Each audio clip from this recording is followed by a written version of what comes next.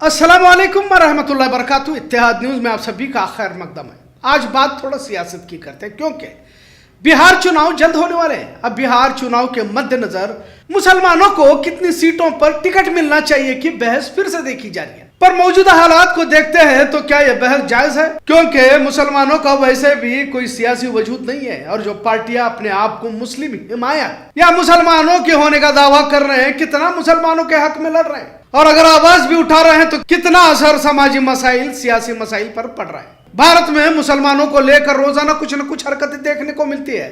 अब तो अगर सियासी खुराक मुसलमानों को कही जाए तो गलत ना होगा। अब बिहार में भी यकीनन मुसलमान 18% है और अगर हिस्सेदारी के हिसाब से देखा जाए तो 44 सीटें मुस्लिम उम्मीदवारों को मिलनी चाहिए। अब इस तरह का नैरेटिव भी कुछ मुस्लिम इल्मी माहिरीन की जानिब से चलाया जा रहा है कि मुसलमानों को हमेशा की तरह नजरअंदाज किया जा रहा है। पर क्या यह सवाल आज उतना अहमियत का है जितना पूछा जा रहा है? गलतियां हुई हैं और माजी में हमने आंखें मूंद कर कांग्रेस को वोट किया है, पर धीरे धीरे हिंदू मुसलमान मुल्क में जोर शोर से चलने लगा तो सेक्युलर लोग भी भाजपा या हिंदुत्व के दामन में जाकर बैठने लगे।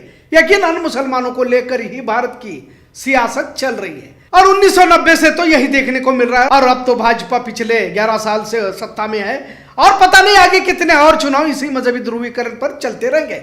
लेकिन सच्चाई यही है कि मुसलमान निशाने पर है। हर चुनाव में मुसलमानों को लेकर एक नैरेटिव चलाया जाता है और इलेक्शन का अगर सेंटर पॉइंट कहा जाए तो गलत ना होगा और मुसलमानों के नाम का इस्तेमाल भी किया जाता है। मुसलमानों को टिकट नहीं दिया जाता का राग आलापा तो जाता है, लेकिन किसी तरह की मंसूबाबंदी नजर नहीं आती। वक्ती तौर पर ऐलानात, इल्जामात, एतराजात दर्ज तो किए जाते हैं, पर ठोस कभी मुसलमानों की जानिब से इक़दामात नहीं किए जाते। इतना तो समझना मुश्किल नहीं है कि सिर्फ मातम बनाने से कुछ नहीं होता। सिर्फ ये कह देना कि हर पार्टी मुसलमानों के वोट तो लेती है पर मुसलमानों के हक में कोई कुछ नहीं करता, बात तो सही है, पर सच भी यही है। पर भारत में मुसलमानों के साथ अछूते की तरह बर्ताव किया जा रहा है। जहां दलितों को इज्जत है वहां मुसलमानों को धुतकारा जा रहा है। सभी देख रहे हैं कि छोटी सी बात पर बुलडोजर, मुकदमे, एनकाउंटर, पता नहीं तरह तरह के मजालिम ढाए जा रहे हैं। कानून न्याय व्यवस्था तो खासकर मुसलमानों के लिए कोई मायने नहीं रखती। सच्चाई सब जानते हैं, सभी को मालूम है, फिर भी सवाल उठे जाते हैं कि कांग्रेस क्या कर रही है, जेडीयू आरजेडी क्या कर रही है, आम आदमी पार्टी, ममता बनर्जी की पार्टी क्या कर रही है? क्या इन सवालात का कुछ फायदा भी है या नहीं? जब हमारे वजूद से ही लोगों को तकलीफ हो रही है तो सियासी टिकट हासिल कर कौन सी जिद्दज करने वाले हैं? सबसे पहले तो हमारे अंदर इत्तेहाद की जरूरत है। मुसलमानों के अंदरूनी मसाइल इतने सारे दरपेश होने के बावजूद अगर बिखरी हुई कोई कौम है तो वो मुसलमान है। अदलिया, इंतजामिया, इलेक्शन कमीशन, सरकारी एजेंसियां सभी तो मुसलमानों के खिलाफ खुलकर इस्तेमाल किए जा रहे हैं। और ऐसे में कोई ये कह दे कि तमाम मुसलमानों को मुत्तहिद होकर किसी एक पार्टी को वोट दिया, फिर टिकट मुसलमानों को देने से ही हम उसी पार्टी को वोट करेंगे, क्या अक्लमंदी है? वैसे हम ये जंग हार चुके हैं। मुसलमानों को लेकर भले कोई भी कुछ भी कह दे, लेकिन इस वक्त ये कह देना कि मुसलमानों को हमेशा भाजपा से डराकर वोट लिया जाता है तो अब इसमें कोई दम नहीं है। ये तो बात 20 साल पहले ही सोच लेनी चाहिए थी, क्योंकि अब भाजपा तो मुसलमानों के खिलाफ खुलकर बोल भी रही है, कर भी रही है और इक़दाम भी कर रही है। अभी कल ही का आपने देखा होगा कि मुसलमान नमाज भी अदा करता है तो उस जगह पर गोमूत्र छिड़काने के साथ गोबर से लिपा जाता है। मुसलमानों को सड़क पर नमाज पढ़ने पर लात मारी जाती है। मुसलमानों के खिलाफ नस्लकशी की बात भाजपा के लोग अब खुले मंचों से कर रहे हैं, मतलब मुसलमानों को देश से बाहर निकालने तक की बात कही जा रही है। ऐसे में सियासी तौर पर क्या किया जा सकता है कि बात जब भी चुनाव आती है तो होने लगती है। मुसलमानों के लिए कांग्रेस या दीगर सेक्युलर पार्टियां मजबूरी है, जरूरत नहीं है। और अगर इन सियासी पार्टियों को वोट नहीं देंगे तो क्या कर सकते हैं बताए तो सही। मान भी लिया जाए कि अगर मुस्लिम पार्टी को वोट दे भी देंगे, जो मुमकिन तो है नहीं, नतीजे क्या हासिल होंगे? नफरती गिरोहों को और मौका दिया जाएगा और जुल्म सितम के पहाड़ तोड़ जाएंगे और भी सरगर्म होंगे।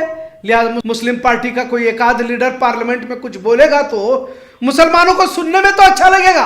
हासिल क्या है और हासिल क्या हो रहा है? क्या मुसलमानों के मसाइल हल होंगे या इससे पहले हल हो चुके हैं? क्या मुश्किलें खत्म होती नजर आ रही है? एक की जगह मान लिया जाए कि 10-15 भी आए तो कौन सा नया कानून पार्लियामेंट में मुसलमानों के हक में बनाया जाएगा? मतलब इस तरह ये जंग जीती नहीं जा सकती। मुसलमानों को चाहिए कि 10 से 15 साल का एक मंसूबा मुल्क की सतह पर तैयार करें, फिर मुस्लिम पार्टी को वोट देना है नहीं देना है वहां जाकर सोच सकते हैं। उलमा, सियासी लीडरान, जमात के जिम्मेदार सभी को शरीक किया जाए, एक जगह पर बैठकर मशवरे किया जाए। अगर किसी पार्टी को वोट कर रहे हैं तो 15 साल तक किस मुआहदे के तहत वोट करना होगा का खाका तैयार किया जाए। फिर मुसलमान अपना खुद नुमाइंदा खड़ा करने की बात भी कर सकता है। इसके लिए वक्त दरकार है। आज अगर मुसलमानों को टिकट नहीं दिया जा रहा तो मुल्क में माहौल मुसलमानों के खिलाफ भाजपा हिंदुत्व तंजीमों ने मजबूती के साथ बनाया हुआ है। अब तो अक्सरियत हिंदू मुसलमानों को वोट भी करना नहीं चाहता, दलित तक मुसलमानों से दूर भागे जा रहे हैं। और हम है कि हमारी आबादी इतनी है, टिकट क्यों नहीं दिए जाते का सवाल पूछ रहे हैं। मुसलमानों के लिए जमीन तंग की जा रही है और कुछ लोग सिर्फ सियासी मुफाद हासिल करने के लिए मुसलमानों के जज्बात से खेल रहे हैं, जिसका फायदा कम और नुकसान ज्यादा ही होता जा रहा है और होता रहेगा अगर हम वक्त से पहले न संभले तो। बिहार चुनाव के मद्देनजर कुछ लोगों ने मुसलमानों की आबादी के हिसाब से टिकट देने की मांग बजाहिर तो सही लग रही है, लेकिन इसकी गहराई में जाकर देखेंगे, सोचेंगे तो मुसलमान सिर्फ खामोश तमाशाई बनकर कोई फिलहाल सेक्युलरिज्म की बात कर रहा है तो वोट करे। हो सकता है कि आगे वही लीडर भाजपा या मुसलमानों के खिलाफ भी बयानबाजी कर सकता है।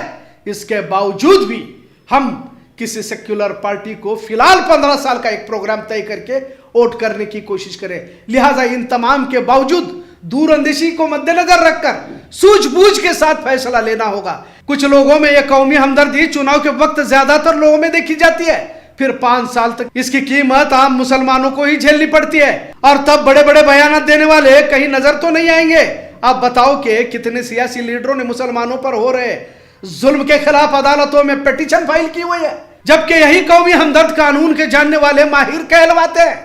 हालात को समझते हुए फैसले लिए जाए, क्योंकि आजमाइश और भी सख्त होने वाली है। और पिछले 70 सालों में वैसे भी मुसलमानों को बड़े बड़े ओहदे प्रोटोकॉल मिले थे, पर कौम की खातिर क्या किया उन लीडरों ने। यकीनन पिछले 70 सालों में अक्सरियत हुकूमत कांग्रेस की रही, मुस्लिम लीडरों को वजारत भी हासिल हुई, लेकिन कौम के हक में कुछ भले कामों को अंजाम देते औकाफ की जमीनों को ही बेचने का या वक्फ की जमीनों पर बड़े बड़े होटल मॉल की तामीर इन लोगों ने फरमाई। स्कूल कॉलेज तालीमी इदारों की तामीर की होती तो शायद आज नौबत नहीं आती।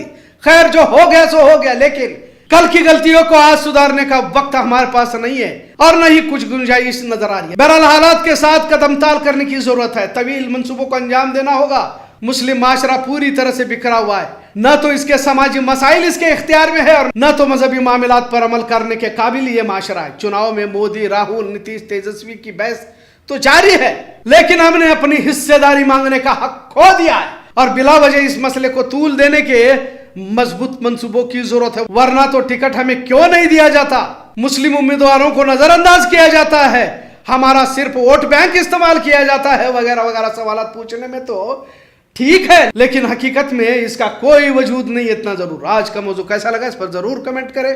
इत्तेहाद न्यूज़ देखने के लिए शुक्रिया। अल्लाह हाफिज।